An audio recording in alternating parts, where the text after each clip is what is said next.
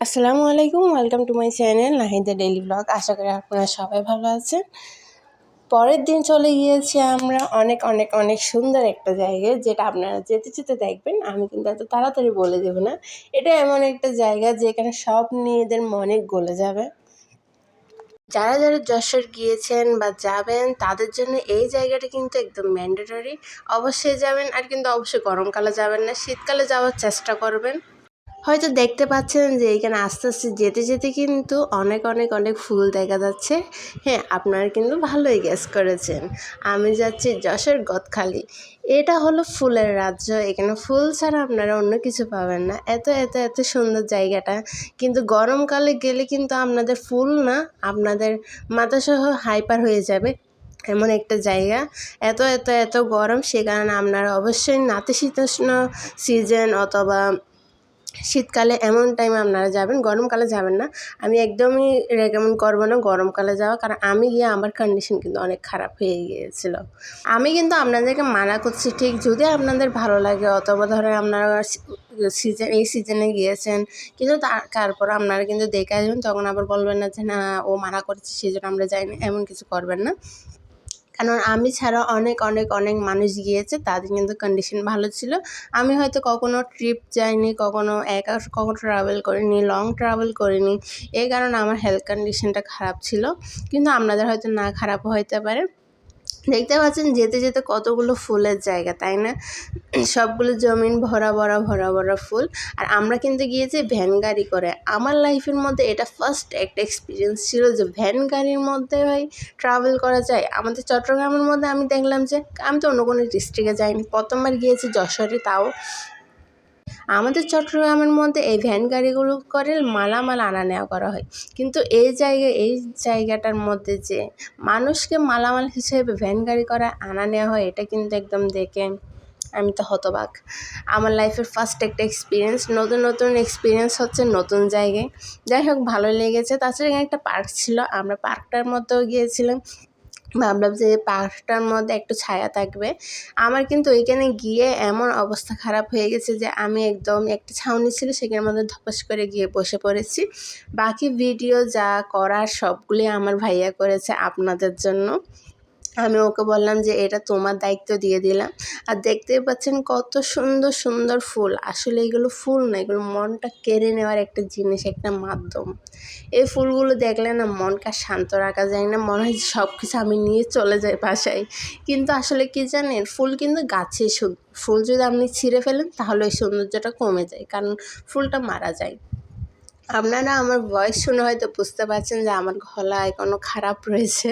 আমি এখনও পর্যন্ত সুস্থ হতে পারি না। আমি কিন্তু বাসায় চলে আসার 2-3 দিন পরে আপনাদেরকে এই ব্লগগুলো দিচ্ছি। দেখতে পাচ্ছেন এই পার্কটার মধ্যে সব ফুল গাছ আর ফুল গাছ রয়েছে। এগুলো দেখতে দেখতে কিন্তু মনটা জুড়িয়ে যাচ্ছিলো, কিন্তু গরমের কারণে আমার একদমই ভালো লাগেনি এই জায়গাটাও। কারণ এখানের মধ্যে আরও অনেক কিছু ছাউনির মতন দেওয়ার দরকার ছিল, কারণ এই গরমকালে সম্ভব নয় এখানে হাঁটা চলা করা। আর ফুলগুলোর সিজনে চলে যাচ্ছে, এই কারণে ফুলগুলো একটু নেত্রিয়ে গেছে। থ্যাঙ্কস টু মাই ব্রাদার, কারণ ওরে ছাড়া মানে ও যদি আমাকে এই ভিডিওগুলো করে না দিত তাহলে আমি আপনাদের সামনে আনতে পারতাম না, আর আমার মিস হয়ে যেত। কিন্তু ফুলগুলো দেখেন কত সুন্দর না, হরেক রকমের ফুল রয়েছে এই বাগানটার মধ্যে। বাগানের বাহিরেও যারা ফুল সেল করতেছে জমিনের মধ্যে, কিন্তু জমিনের মধ্যে যাওয়া পসিবল হয়নি, কারণ অনেক অনেক অনেক গরম ছিল। সামান্য পার্কটার মধ্যে আমরা গরমটা সহ্য করতে পারছিলাম না, জমিনে গিয়ে কেমনে আমরা ভিডিওটা করবো আমি সেটা বুঝে আর করিনি। ইভেন আমরা বেশিক্ষণ থাকিও নি এখানে, প্রায় 15 মিনিট মতন থেকেছি। এরপরে দিয়ে আমরা চলে এসেছি, ব্যাক করেছি হোটেলের মধ্যে, কারণ আর সম্ভব ছিল না এই গরমটা সহ্য করা।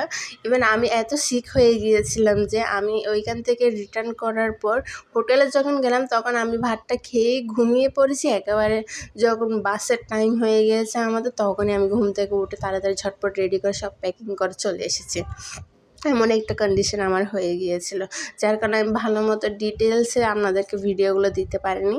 কিন্তু আমার ভাই ছোটো ছোটো কিছু ক্লিপ নিয়েছে, সেগুলো আমি আপনাদের সঙ্গে শেয়ার করছি। দেখতেই পাচ্ছেন কত সুন্দর, তাই না? এই জায়গাটা কিন্তু অনেক অনেক অনেক সুন্দর। আপনাকে দেখে শেষ করতে পারবো না যে কত ধরনের ফুল রয়েছে। তাছাড়া এখানে বিভিন্ন ধরনের স্পট রয়েছে যেখানে আপনারা সেলফি অথবা ফটোজেনিক কিছু জোন রেখেছে ওরা। এখানে অনেক সুন্দর সুন্দর কিছু জায়গা রেখেছে যেখানে অনেক সুন্দর করে আপনি পিক তুলতে পারবেন। কিন্তু আমি কোনো জায়গায় পিক তুলতে পারিনি, আমার কন্ডিশনের কথা বললাম না। আমি এটা কিন্তু আফসোস করতে করতে শেষ হয়ে যাচ্ছি যে আমি কোনো পিক কেন তুলতে পারিনি এই জায়গায় আমার নিজের আর ওনার সাথে। যা দুই একটা তুলেছি সেগুলো কিন্তু ভালো আসেনি। এরপর আমরা পার্কটা থেকে বাহির হয়ে গেলাম। এরপরে একটা ফুলের শপের মধ্যে চলে আসলাম। এখানে ফুলের শপের অভাব নেই, অনেক অনেক অনেক ফুলের শপ রয়েছে। তাছাড়া তিনি আমাকে বলছে যে তোমার কোন ফুলটা ভালো লাগছে তুমি দেখো। প্রথমে একটা লাল গোলাপ নিলাম, কিন্তু লাল গোলাপটা কেমন জানি কালারটা আমার ভালো লাগছিল না, সেজন্য বললাম না এটা নেব না। আর আমার কেমন জানি লাল গোলাপের থেকে বেশি অন্যান্য কালারের গোলাপগুলো যেগুলো রয়েছে সেগুলো ভালো লাগে। এরপর ভাবলাম না আমি অন্য আরেকটা কালার নেব। আমি এরপর ঘুরে ঘুরে দেখছি যে কোনটা নিব। মানে এখানে ফুলের শপের যেহেতু অভাব নেই, আমি ভাবলাম যে আরেকটা দোকান থেকে নেব। কিন্তু এই দোকানটার মধ্যে এত ভ্যারাইটি রয়েছে ফুলের যে অন্য দোকানে যাওয়ার কোনো দরকারই পড়েনি। ওনাদের থেকে অনেক সুন্দর সুন্দর ফুল রয়েছে। পরে আমি হলুদ ফুলটা নিলাম। এটা হলো রাত্রের ক্লিপটা, যখন না আমরা চলে আসছিলাম।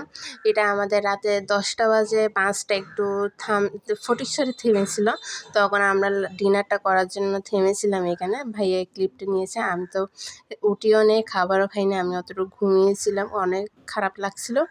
এরপরে যখন বাসায় আসলাম তখন দেখলাম আরেক কাণ্ড।